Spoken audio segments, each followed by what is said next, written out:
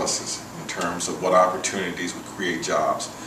The era of funding became available when the job market in the district was at its worst. And so as a result of that, we needed to look at emerging technologies and to look at areas in which there would be future job growth. And we believe through our assessment that the opportunities to expand and build upon an industry that we've been involved with over the last 30 plus years, weatherization, created its best hope for us to move forward.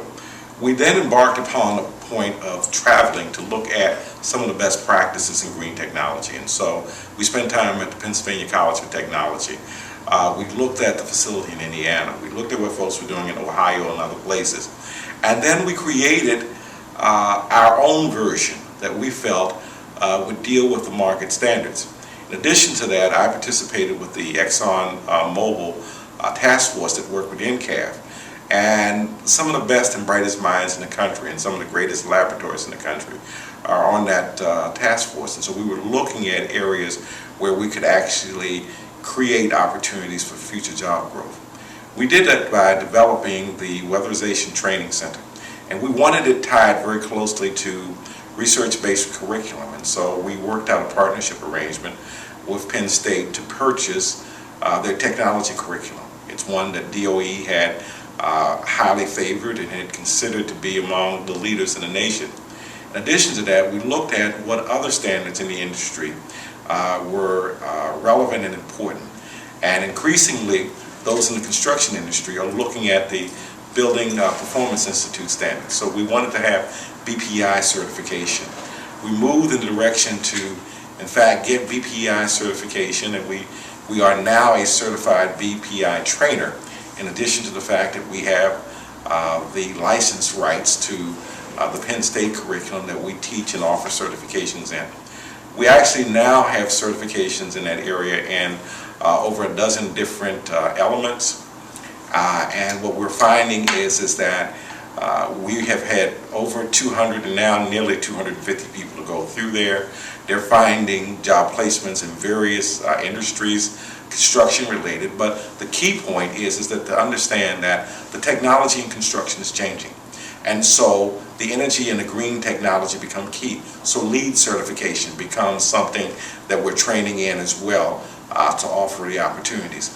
What this does, it gives the worker a competitive edge, having had that training and certification in the green fields.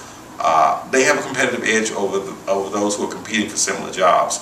And so we've had people to go with contractors who are dealing with public facilities because they're dealing with energy conservation and green standards. We've had individuals to go with small companies who are moving into emerging fields of green building and green technology. And so it's created this window and opportunity for individuals to be more competitive and to advance their skills.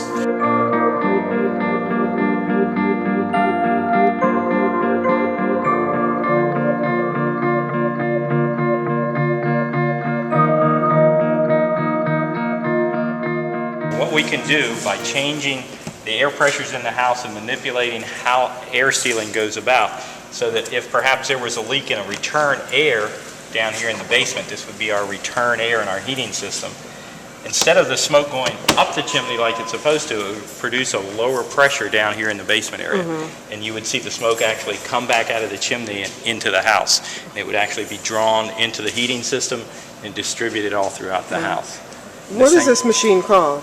This is called the House of Pressure. The advantages of it is we can show the trainees how smoke manipulates or how the exhaust is being manipulated by changing whatever it is they're going to do into the house, by sealing air ducts, by sealing openings that go up into like the attic if we happen to have an attic access door that's not sealed properly, and we over seal it and make it too tight.